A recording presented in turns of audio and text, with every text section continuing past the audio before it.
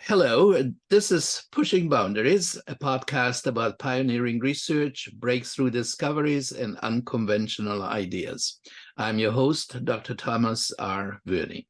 My guest today is Faraz Khan, MA, management consultant and longevity expert. Welcome, Faraz. Thank you so much for having me on, Dr. Verney. It's a pleasure. So I understand that you have established what you call a one-stop shop for the best techniques and latest info on anti-aging and longevity. Can you tell me a little bit more about how that came about and what it's all about? Absolutely. So I have my background in computer science. I was a tech engineer for a while, and then I got into management consulting because I found just writing tech to be a little bit boring. I got into management consulting, worked with a lot of firms, especially Amgen Biopharma, which is based out of in California in Thousand Oaks. And so I spent some time with them and I got to learn some of the insides of the healthcare industry. And they were making these biologic drugs. We were helping them roll them out. And this would take a lot of time, a lot of money by some very well-meaning individuals. And then the sales team would take over and then they go sell to the doctors and whatnot. And so that really, when I was in management consulting in Los Angeles, I started thinking about how could I use some of these techniques or pharmaceuticals to help my parents slow down their aging, because I have an Indian background and family is very, very important. And we get guilt tripped when we spend too much time away from our parents. And so as part of that guilt and shame, I said, what can I do really to help slow down their aging? And so I started Googling and researching, and the rabbit hole, even in 2018, went very deep. And so I started going down the rabbit hole and learning of different ways that scientists are trying, longevity researchers are researching to slow down and reverse the aging process. And I said, wow, there's something.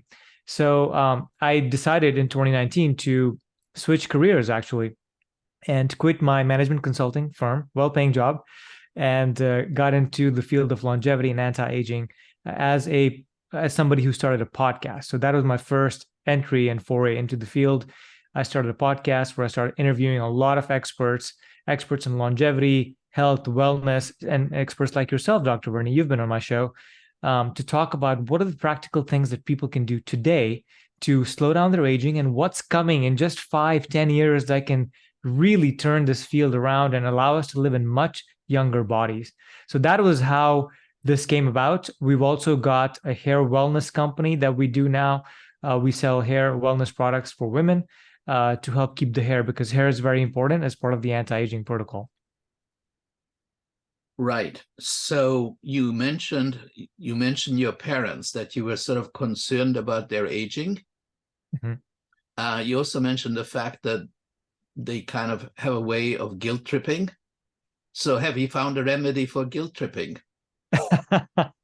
I think I need to consult with you on that. Good answer. Very good answer. that is a challenging topic for sure. Yeah. I think I'm becoming more aware of their guilt tripping, but they're just set in their ways. And, my mother especially, they use whatever ways they have to get their children to comply, really.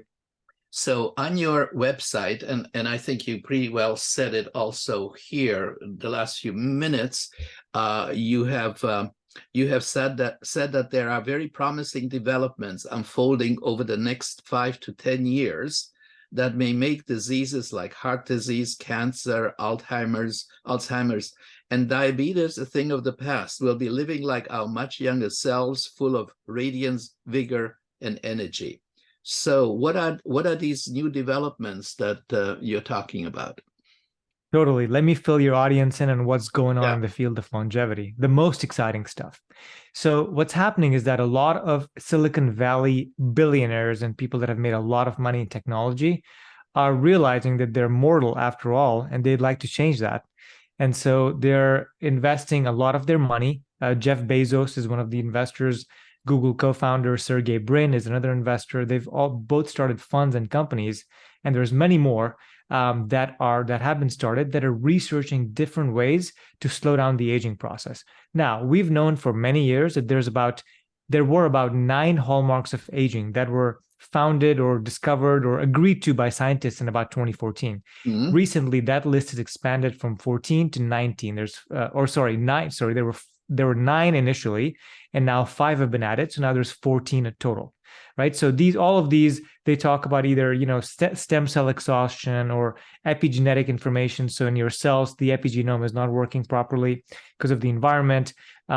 There's now inflammation's been added. There's telomere shortening. So there's about 14 different hallmarks that they call of aging. And so a lot of these companies, they're getting funding, they're hiring a bunch of really smart scientists, and they're going after individual hallmarks. So some are saying, we're going to go work on stem cells. Some are saying we're going to work on cellular reprogramming. Some are saying we're going to work on cellular senescence. And I'll explain all of those in a second.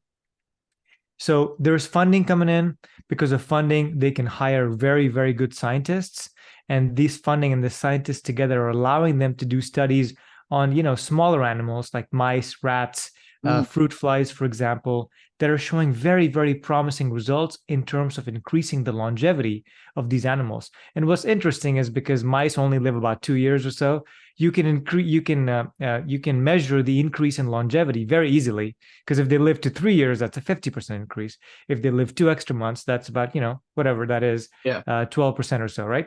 Yeah. So it's easy to measure that. And now, because they're so common with the genome, with mice and rats and us, that scientists are now figuring out ways to kind of use human trials to show the same outcomes. And so that's what's really happening. And I can dive into the 2 hottest areas out of the 14 hallmarks of aging. There's 2 that are super hot right now. Okay. The number one area, Dr. Verney, is called cellular reprogramming. So I believe it was 2012, when a Japanese scientist discovered these four transcription factors, which are basically proteins that turn on specific genes inside your cells. So these 4 proteins were turning on specific sets of genes that were transforming a human adult cell into an embryonic cell. So going all the way back to a stem cell, which means then it can become any cell from that point on. So, and it can divide indefinitely. This was a shocking development that they found, that any adult cell we've been alive for 50, 60, 70 years, that cell could be taken back to an embryonic state, and then it can divide indefinitely. So that led to concern that, well, this might become cancerous, because if a cell can divide indefinitely, that's what cancer does. It just divides. And so they started testing with those different transcription factors. Now, the current, consensus is that there's 3 out of those 4 that you can use and that will not cause cancer.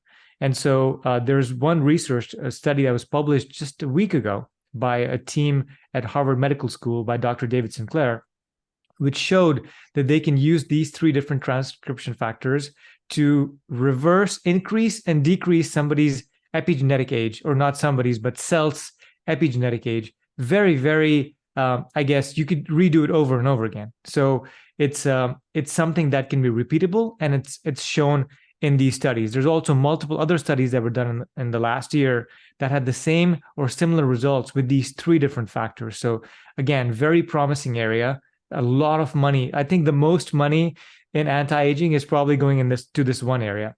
The second area that's also very, very interesting is called cellular senescence. So I just want to explain that real quick. What happens is human cells have a limit. They divide about 50 times. It's called the Hayflick limit.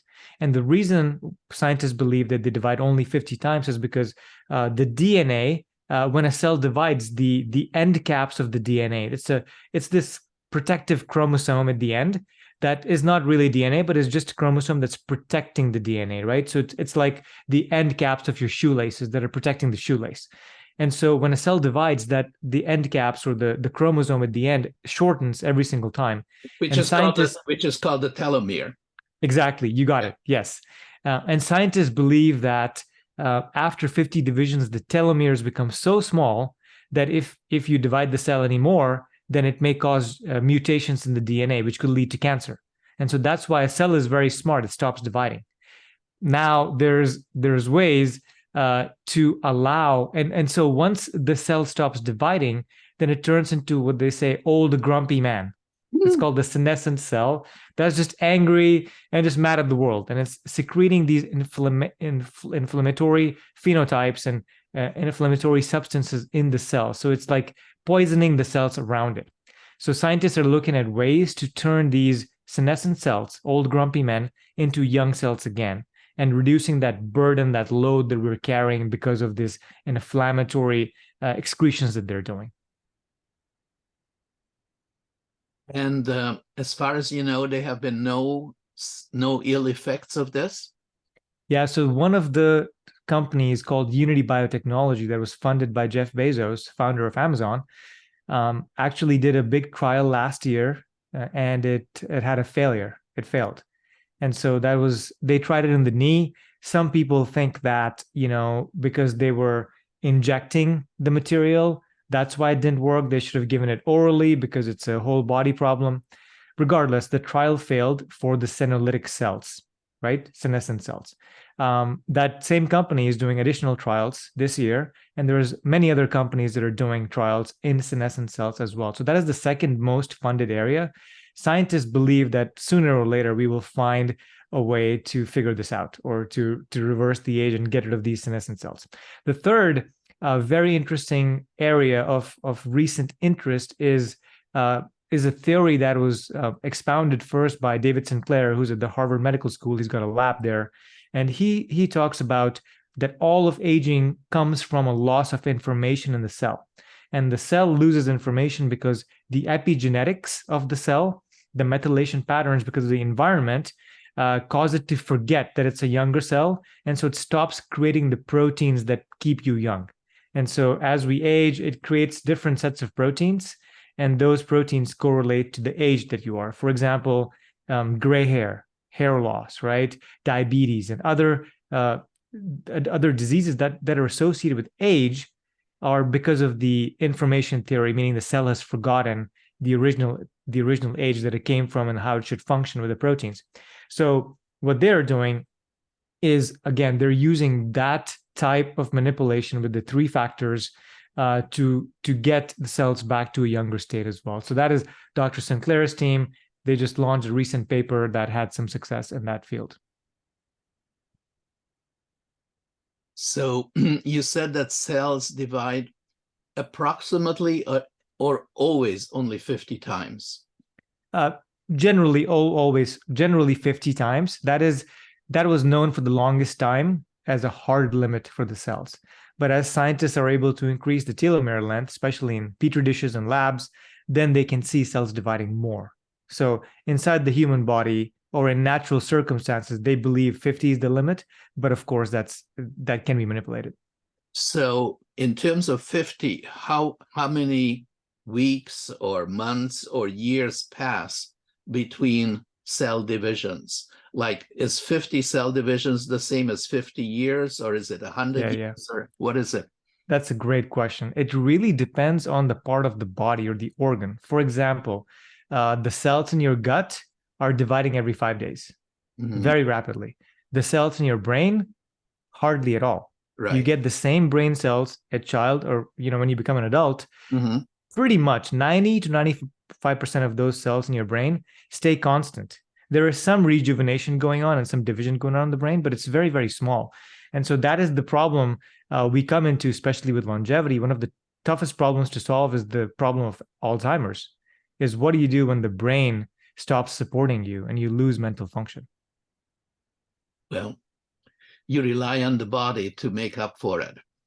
Yeah, interestingly, there's been two people that are researching Alzheimer's have been very positive in the last few years. There were two trials this year alone, just in the last 2 months, that were very promising to slow down the progression of Alzheimer's by the slowing down beta amyloids is what happens in the brain. And so two big pharmaceutical companies have had positive trials of reducing or slowing down Alzheimer's.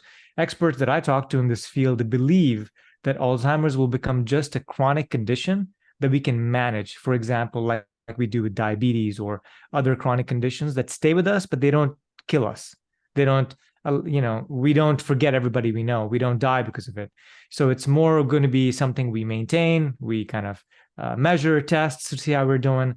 But they believe that a combination of pharmaceuticals and or lifestyle changes can actually have a positive impact when it comes to Alzheimer's disease. So coming back, I'm kind of fascinated by this number 50. Mm-hmm. How is it the same in all mammals? Is it different in mice than humans? How does it work? Yeah, it's at this point, it's in all the mammals that have been tested, that is the limit. It's called the Hayflick limit. It goes about 50 times because most of the DNA in between us and mice, it's mainly almost identical with some variations, right? So they do function the same way across most of the organisms that have been studied. So that seems to be the theoretical maximal limit. But as you said, mice only live about 2 years. The Correct. average age expectancy for humans, let's say North America, is over 70, with some difference between men and women living longer. So let's say in mice, the 50 cell divisions happen much faster than they happen in humans, right? Correct. Correct. Now, it's also interesting to note that humans have a lot more cells, which are dividing 50 times. So that's number one. Two, we also have a lot more stem cells. And stem cells is what allows new cells to come in. So let's say that if we didn't have stem cells, we would probably run out of divisions in 10 years or so. But every organ, every tissue has a bank of stem cells. So when the normal cells are dividing, the stem cells monitor the situation and say, okay, we need more base cells. And so a stem cell, what's magical about it is it comes out and says, okay, we need more cells. It divides into two. One is a daughter stem cell, which goes back into the niche and just rests. And the other cell now is a brand new cell that has 50 divisions left to go, right? So that's how stem cells keep recreating the base level of cells that we have so they can start the division process all over again. So then you would agree with me that cells are pretty intelligent. They're very intelligent. That is your thesis of having a memory and a conscience. Right. The more we learn about the body, the more we know it's not just in the science. There's more going on. Right now, it seems metaphysical. It seems out of the world, but I think science will get closer and closer to exactly what you're saying, and we'll know that as proof soon. So just changing the subject a little, well, changing our focus just a little bit. What can the longest lived people teach us about health and longevity? Has that been looked into? Totally. These zones where people routinely live over 100 years. There are centenarians. Some are called super centenarians because they live over 110 years, which is fantastic. And so there's about 5 zones in the world, and they're called the blue zones. And scientists have been studying these blue zones for a long time. We can learn quite a few lessons from them in that these people are, what they do is all of them seem to have a purpose in life. And the reason they wake up is they have something to do. For example, I visited a blue zone in Okinawa, Japan, and I met with a 97-year-old woman and a 92-year-old man. And their daughter was actually translating. Their daughter and his son, were translating. And I asked them a question of, why do you wake up in the morning? Every morning, why are you waking up? And the woman flat out said, I want to live to be 100 years old because the whole town of longevity, the village really, is going to celebrate me. Wow. What a concept. The whole town celebrates them. They have a parade, and everybody comes together. So they have a reason to wake up. In fact, her daughter told me that when she woke up in the morning, she put makeup on every morning. And I said, why? In case somebody comes to visit her. And I said, does anybody come to visit? She goes, very rarely, but she puts it on anyway. It makes her feel good. So these people in the blue zones, they have a reason to wake up in the morning. They have a reason to live. They've got very strong social connections. So a lot of them live in multi-generation households. So the kids, grandkids, and parents and grandparents are typically living in the same house. So they're taking care of each other. It's not like, oh, the parents have to go to hospice and the kids are in daycare all day. It's all a very combined family unit that takes care and watches out for each other. So that's another thing that they do that's really, really well. Also, this connection, they have connections and friends across, and they have very long friendships, right? And you know this. Yes. That helps them go through the tough times in life, which I think you can speak to as well, very well there. Yes. So that's something that's important to them. They also have a higher purpose in life. They have a faith, a God they believe in. And so that seems to carry them along as well. In addition, they move all the time. So what we have in the current world, Dr. Verney, is we have a lot of mental stress and we have low physical stress, meaning we're not moving the body as much as we should. Right. They have the opposite problem. They have a lot of physical movement. They're building fences, they're milking cows, they're walking their sheep up the hill, up the mountain, and they have low mental stress. They're surrounded by family. There's no technology, no cell phones. It's a simple life. And so that's what they have that's going on for them. So again, I can go on and on, but those are some of the key factors how these longest lived civilizations are continuing to live a very long life. Well, I can certainly identify with that. My mother lived to 102. Beautiful. And she always put on makeup before she went out. And Nice. she put on sunglasses so that people wouldn't see my wrinkles, she said. And she was very social, which would drive my father crazy because she would be on the telephone for an hour with one of her friends. And according to my father, she would talk about nothing. But but what she was doing, of course, was connecting, right? Yes. And so, Totally. it was, I'm sure it was motivating her and helping her to live to a very good old age, 102. And she was perfectly fine in her head, like not a touch of Alzheimer's. Which means you have great longevity genes in your family. Yes, so far so good. Yes, and I'm the same way, though without the makeup. But I certainly, have a purpose, and I have lots of friends and lots of social contacts. So yeah, I certainly subscribe to that. Now, in terms of your own life, was there anything in your own background that you think contributed to your interest in this subject? I mean, first you went into management, I know, but underneath it, perhaps there was something else? Yes. So I think there were two reasons for it primarily, or three, I should say.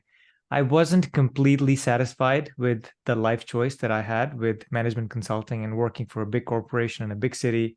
I just felt like there was something missing. I didn't have purpose in my life. Waking up and serving the organization and making them money and making myself money and living a good life. Yeah. While it seems really good for most of the world to think about, but it wasn't all that fulfilling for me. That's number one. Number two, I wanted to be in a technology which would be in the future, something that was coming, that was new and exciting. And so I literally looked at 7 or 8 technologies that I could get behind. Artificial intelligence was one of them, augmented reality, virtual reality, sensors, 3D printing, robotics, and longevity. And then I said, which of these fields can I make the smallest iota of difference, right? What can I do something in, and what am I interested in? So I think that longevity appealed to me because not only could I help my parents, which would be something I would give back to them, right? But also I want to look and feel young when I'm older, and I want to live a younger and much longer life. And so part of it was personal, part of it was for my parents, part of it was finding something that excited me that was a little bit out in the future, and then part was just dissatisfaction with my current state. Are you presently in an intimate relationship? I am not currently, because I'm focusing all of my time and effort into building a company and making money. And so that is something that I realize that I'm lacking in at the moment. Yeah, well, remember, social relationships are important. Yes, so absolutely. I agree with you 100%. What I am doing, in fact, is I'm building in the moment while I'm not dating actively. I'm building a set of friendships in Austin.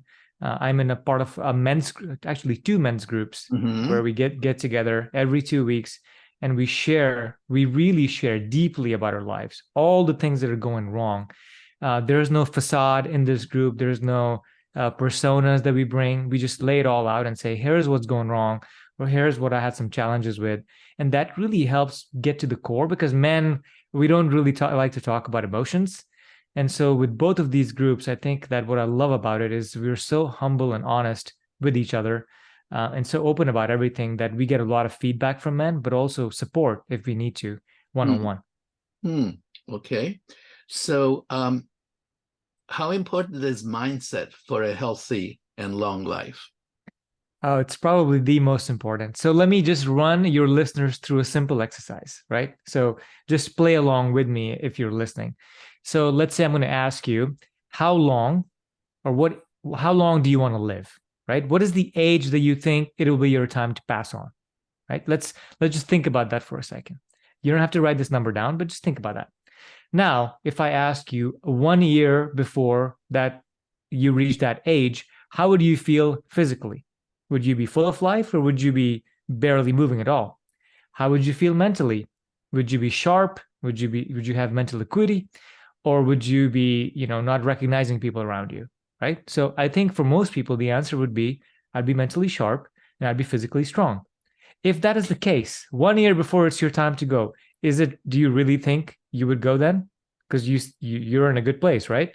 Right. So then what's the real age, right? And people that do this exercise will add another 10 years to their perceived time, longevity, life, right? Life that they think they'll live, which is fascinating because now in your mind, you have to plan for being 95.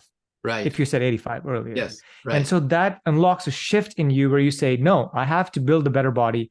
I have to build a better mind. I have to take care of myself. I have to have friendships, relationships. And you just plan for 10 more years, right? And it all starts with the mind. Right. And we also know this, this, Dr. Vernie, this is what you do. You talk to people and you focus on the mind. You're an expert on the mind. And even with all the studies, all the learnings we have, the mindset, the purpose, it's more important than anything else that you can do. Because if you don't have a purpose, for example, people that quit corporate America, right? 1 year after retirement, your chances of death increase by 11%. It's a shocking number because you've lost your purpose to wake up in the morning. And so that's why a lot of people, a lot of experts in the longevity world say that if you want to live a long life, after retirement, that is not the end of your career. You should consider starting a second career. Maybe you can coach younger individuals that are coming up behind you. Maybe you can start a garden. Maybe you can start gardening, or maybe you can, do something else, save the planet, save the oceans, where you feel compelled to wake up in the morning, because that is what is probably the most important thing for longevity. Beautiful. Very good. Very good. So I noticed on your website that you say that you only recommend supplements, I guess, that you use yourself. Is that true? That is true. Correct. Yes. I use a lot of supplements, but there are some that I love more than others. And I like to think of longevity as an onion, right? You have to peel certain layers to get to the root. And the opposite is also true, is you build from the core and you start and you keep adding on.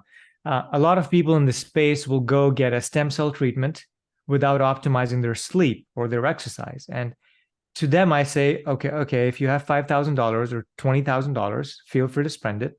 But it will be much better use of your energy, resources, and time and money if you could start to optimize some of the core layers and then add on things as they make sense to the level that you're at. So what do you consider the core layers? So yeah, absolutely. The base layer for me consists of 4 items.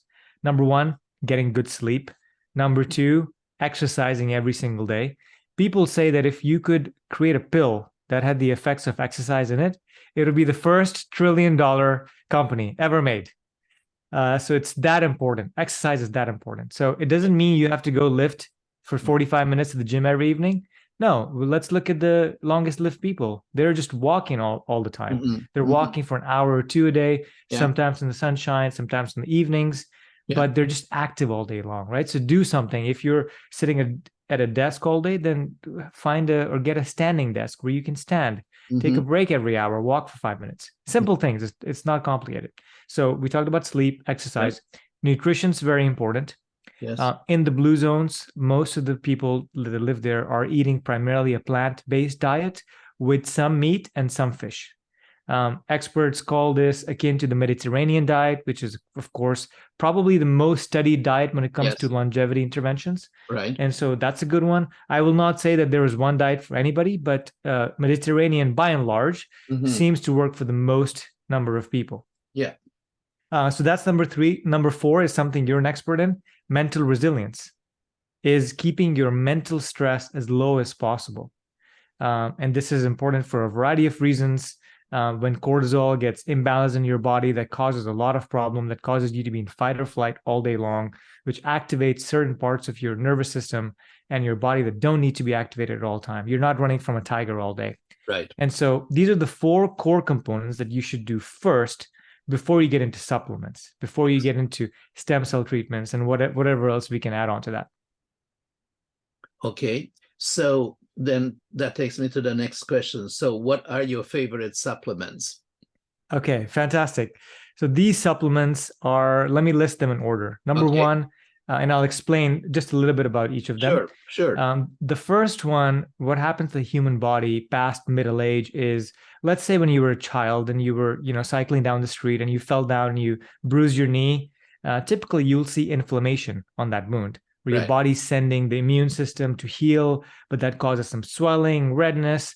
That's what's inflammation inside the body. And naturally, once it's healed, it goes away, right? But starting middle age and beyond, we have humans build this problem called inflammaging, which means we have a chronic low-grade inflammation in various parts of our body. And that's basically immune system. Either there's a microbe or pathogen that came in that's not completely been resolved, or is just misfiring and attacking your own cells. And so we want to calm that down as much as possible, because it's one of the reasons you age faster. It's called inflammaging. So we want to reduce inflammation, and there is natural substances, for example, curcumin, which comes from turmeric, which is an East Asian spice, which is very, very, very, very good for reducing inflammation from the top down. All the cascades that start from the very top, it's very effective at stopping the cascade even before it begins. So that's something that I love taking every single day. I highly recommend it to everybody else. I take it too. I take it fantastic. also. Yeah. Fantastic. Yeah. Yeah, that's a really good one. Yeah. The second one that I would talk about is something to reduce the oxidative stress in our body, like an antioxidant. For example, you walk out in the sun for too long, that causes DNA damage and breaks. You eat, you inhale polluted air, or you drink bad water, or you eat the wrong food, or there's chemicals in your beauty products. All of these are attacking the human organism, the cells, and your body needs a defense. So antioxidants are quite helpful for fighting back against these insults to our body. And so my favorite antioxidant is called astaxanthin, which comes from not Hawaiian, but algae. Blue-green algae, and that astaxanthin is the reason salmon are red. And the reason I brought up Hawaii is there's a company from Hawaii that I buy my astaxanthin from. They make very good quality astaxanthin. But so not only is astaxanthin a very, very powerful antioxidant, but it also enables your body to create more antioxidants in its own body. So it helps your body create more, which is fantastic. And it's completely natural. It comes from algae. Algae basically is the food source for the entire ocean. And some might say for the entire planet, but certainly for the ocean. And so it's in the algae, and so that's where we get it from. So that's number 2. The third one that I like to do is I want to balance my stress levels, because as you know this, Dr. Verney, stress is out of control these days, and it causes you to go into fight or flight all day long. And even your traumas from childhood can cause your stress levels to erupt. And so the traumas, please talk to Dr. Verney about. But for the actual stresses that you have in the environment or in your body, you can use natural adaptogens. Ashwagandha is one adaptogen that has been used in Ayurvedic medicine for thousands of years. You can use, there's rhodiola that you can use that comes from Russia.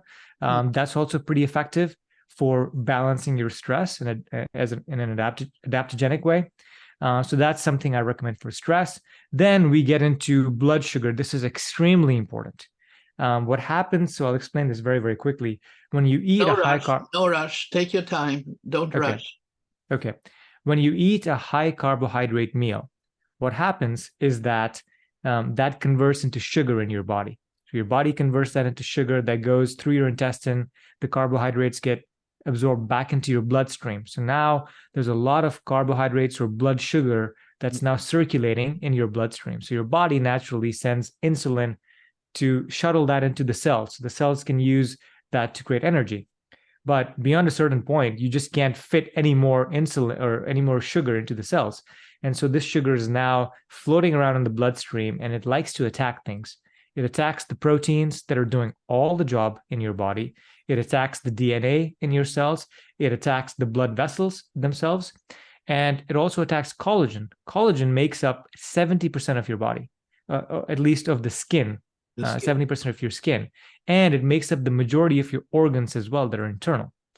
So for all these reasons, it's very important to reduce the sugar levels in your bloodstream. How do you do that? Well, number one, you could eat a low carb diet to begin with, which Mediterranean diet for the most part is low carb. It's not high carb, at least. In addition, what I do is I take this supplement called berberine. Berberine, again, East Asian supplement, natural. It's similar to metformin, but it's natural.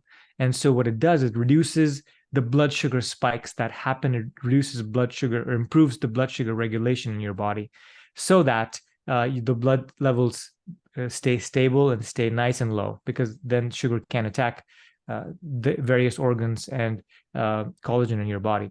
The other thing I do almost always, people can do, even if you don't want to take berberine, is after every meal, I take a 15-minute walk.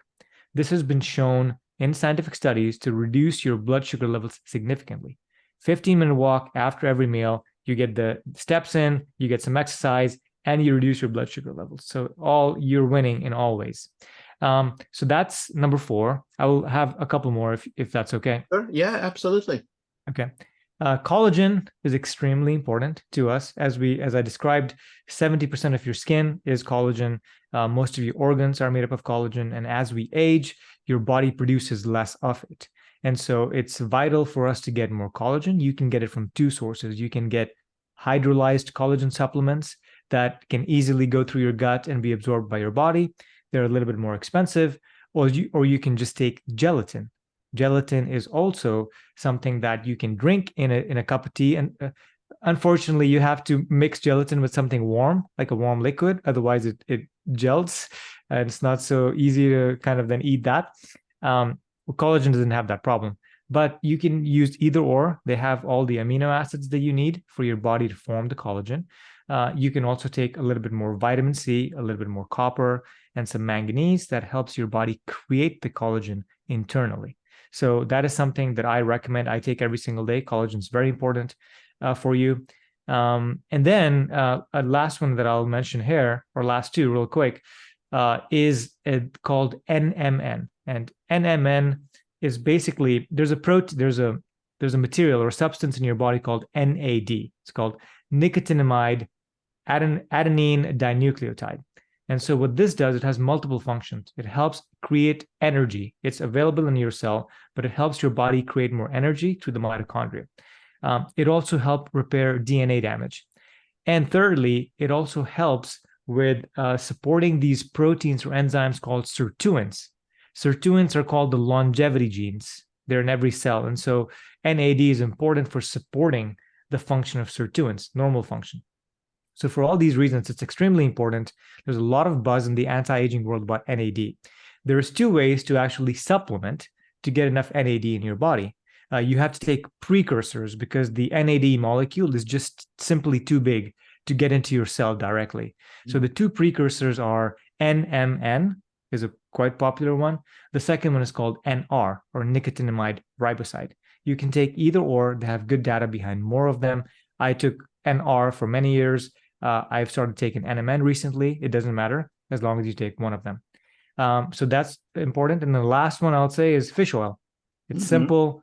It's anti-inflammatory, and it's also very good for the EPA and DHA levels that are all the fats that are inside your brain. We want to support your brain, and fish oil seems to be extremely good at doing that. So is that like Yes, omega-3. omega-3? Yeah. What about garlic? Garlic is good. There's again, I eat garlic. I don't supplement with it. Garlic and ginger, they're extremely good, both for fighting off fungal infections, bacterial infections, but also from a longevity standpoint. So those I would just recommend making it part of your foods. And if you want to take a garlic supplement, absolutely. It also helps improve blood circulation. Garlic does, and so it's in certain supplements for that reason as well. So, I mean, it really sounds as if you had acquired a really deep understanding of the cells and on a microscopic level, you know, how they work. How did you learn about all this? It's passion, right? So when I said to you, I looked at 7 or 8 different fields and where could I make an impact and where was I interested? I'm genuinely interested in the science behind it. I'm genuinely interested in how cells work. In fact, when I was in college, my parents wanted me to go to med school, Yeah. but dissecting a rat turned me off because it smelled so bad, and I didn't want to cut up animals. So that's the reason I didn't go to med school. But I've always had a fascination with biology and how the body works and how you can change your inputs to the body so you can change the outputs and the function. It just fascinates me a lot. Well, I'm really impressed because, you know, I know a little bit of science, and everything that you say is right on. And I'm just amazed that you didn't go to university to study all this, but that you just acquired it on your own. Yes, thank you very much, Dr. Verney. I have the privilege of talking to anti-aging and longevity experts every week, such as yourself, as I said. And that also helps me clear some of my doubts and ask very intelligent questions so that I can keep educating myself. So in terms of what you have just said now, who can you think of as the 3 most influential people in your life? Who are 3 people who have most influenced you? Yes, excellent question. I think the number one person that's influenced me the most is Tony Robbins, because yes, I was like I said, the changing of my job and starting a new career where I knew nothing. It was completely fresh start. Was so nerve-wracking, and for some it's not, but for me, maybe because of my old traumas around scarcity and lack and not having enough, right? Yes. That was a huge roadblock, and I was struggling to cross it. I'd been thinking about it for 2 years, but going to a few Tony Robbins events gave me the jet fuel that I needed to really to take the move. The number 2 person that I would say that has been a big influence on me is Mr. Dr. Peter Diamandis. He's an entrepreneur. Yeah. He runs Abundance 360, and he invests in a lot of tech startups. He's very well known in the tech startup world. He creates funds to fund really interesting challenges for space travel or in other ways moving the planet forward. And he's a very abundant thinker. He's a futuristic thinker. And so he's somebody I look up to as an entrepreneur, as using technology for really moving the needle and for getting exponential returns in a shorter amount of time. The third person that I look up to is Ray Kurzweil, who is an ex-Google engineer, very, very accomplished entrepreneur. He's got tons and tons of inventions that he's created. And he is the person that's coined the term longevity escape velocity. So what he, according to him, 86% or 84% of all of his predictions have come true, by the way, which is astounding because he's almost 80 and he's been, saying things for a long time. And so he believes that in this decade, in the 2020s, before 2030, we will achieve longevity escape velocity. And what is that? That for every year that we age chronologically, we will have the technology available to reverse the age by more than a year. So we're in effect using technology to reverse aging faster than we are aging. So we're starting to go back in time. And that is very fascinating because in the future, and I'll just say this, in the future, there will be probably 3D printed nanobots that will be monitoring our bodies. There will be mirrors with all kinds of iris scans that will be monitoring, how we stand, how we're looking, perspiration, heart rate, blood sugar levels will be monitored real time. And I think that even before something like a cancer or like even diabetes can manifest in our bodies, we will know way ahead of time using real-time technology. And so as humans, we may have to become open to using more of technology in and around us. And that can really help us if used correctly in the right way. Very interesting. Very interesting. What is the most important lesson you have learned about life as of today, as of this moment? What would you say is the most important lesson you have learned? What a beautiful question. And the lessons that I've learned has nothing to do with longevity or living a long life. It's more a perspective of that there's 8 billion people in the world, and everybody has a unique path through life. And everybody gets their stressors, they get their circumstances that are placed in their life. Nobody has it easy. And the best you can do is to make the best of the circumstances that have been given to you. And what's most important for me is perspective. What's most important for me is wisdom, talking to people like you, Dr. Verney. And now, in the beginning, when I was a teenager, I would think, I'm so young, I'm invincible, I don't want to talk to older people. Now I want to sit down at your feet and ask you questions give me wisdom, because there's a lot of things I'm not seeing that are just coming, that are right behind the corner that I haven't even thought about yet. And so it's more a perspective of how can I best manage my circumstance and how can I learn from people that are ahead of me. Wonderful, wonderful. Well, you're doing a remarkable job, and you're just beginning. So who knows where you're going to be in 10 years, right?